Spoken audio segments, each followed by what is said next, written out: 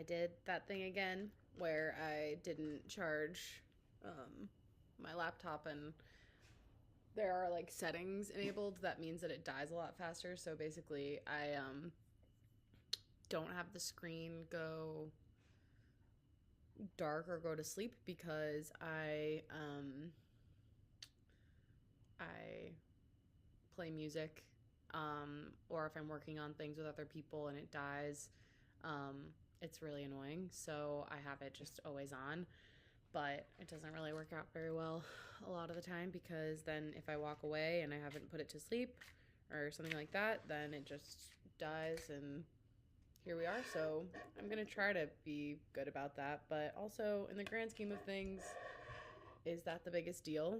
And also, I feel like it's interesting because I was kind of giving a tour of this meditation space and all that, and I think there are sometimes people who feel like things need to stay exactly as they are and not get disrupted, but that's just not how I am, and it's not how I work. Like even my desk space, I mean, things are kind of always in flux for me. It's just how I think and how my brain works, and just having flex spaces is the best thing that works for me. So, um, this whole like setup is pretty flexible and shifts around a lot depending on how things need to be set up.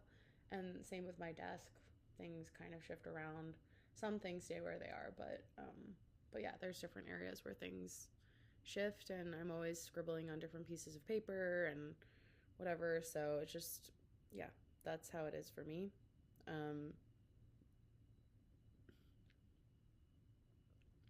I feel like that was a very long way of saying that. um, I like beat myself up for things not being more of the way that maybe they should be. But the example that I've been thinking about a lot recently is very stupid, but I think it is relevant. So I've been lifting weights more recently and going to the gym more, which is very good for me and my health. And when I started doing that, I had all these ideas that I needed, like the right gym clothes and the right gym outfit and stuff to be able to feel confident working out and to have a good workout and all these things. So I kind of was imposing all of these ways that I needed to be different from how I was to be able to do the thing or to be confident or motivated or what have you. And in that in between time where I was kind of like deciding if I was going to, revamp my gym look or whatever, I just kind of went with what I had, and I just was able to sort of take on a new lens where I realized that who I am is a everyone don't sorry um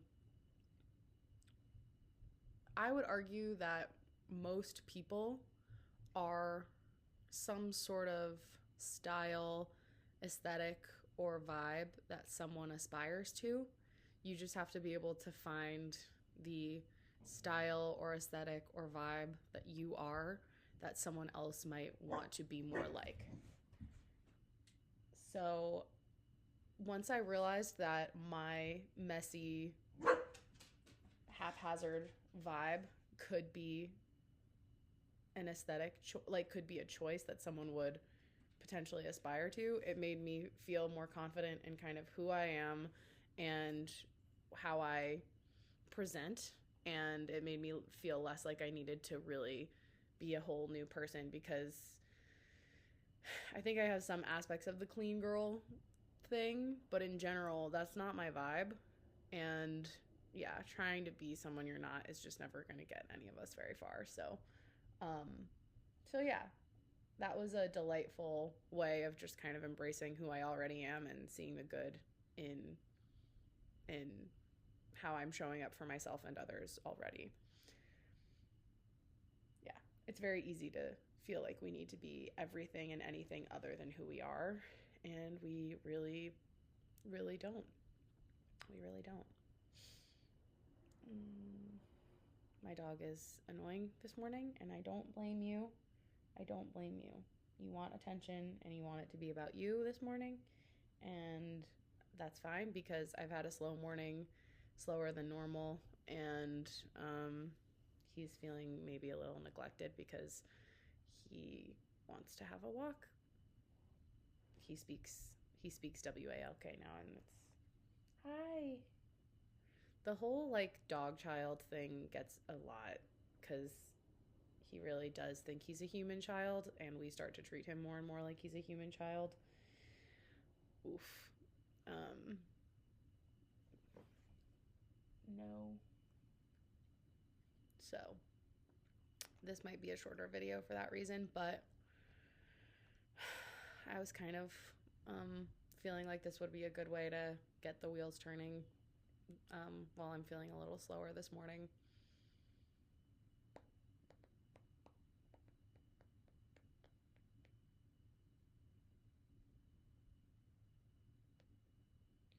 We watched this show called Bad Sisters, which I think was very, very, very good. And there's a character, one of the main characters is kind of like this, it's a couple, and there's an abusive husband and a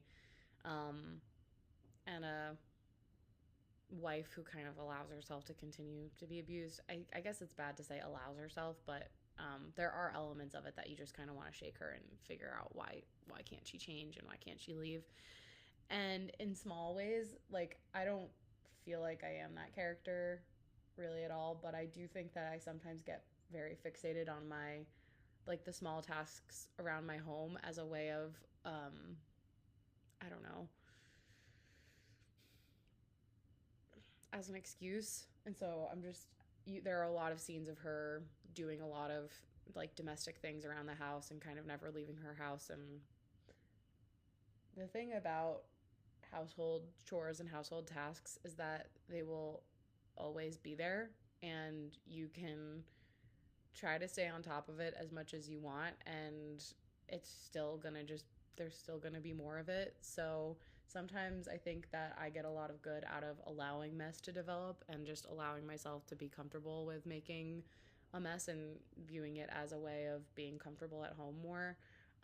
Or yeah, just kind of like being able to go do stuff and not be bogged down with household chores that are always going to be there. I think a lot of the time we see online, or I see online, these perfect houses that have never been used. And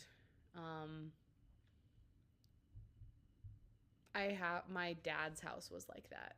My dad's house was like always perfect, or it like had a perfect to return to, and if it kind of had mess, then it would go back to like this perfect whatever.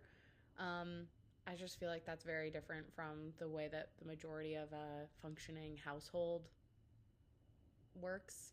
I also think I tend to be someone who, if I'm having someone over, I try to make the house look as perfect as possible. Um, there's a very funny video about that, and I will put it in the body so that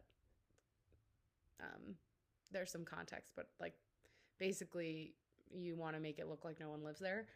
And I actually have had this realization that I think it distances people who you invite into your home when it's so perfect that it kind of distances people from feeling like you're allowing them into your space and allowing them into yourself when they come and they see that it's absolutely perfect and it's clear that no living has happened for a while with it set up like that. Yeah, I think it kind of distances people from being let in. And so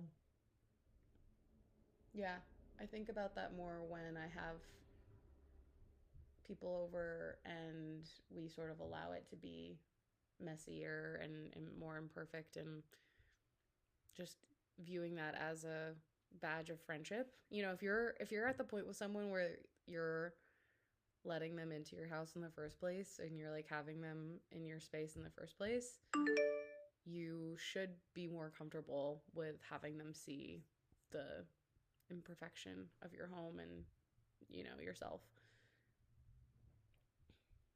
Um, so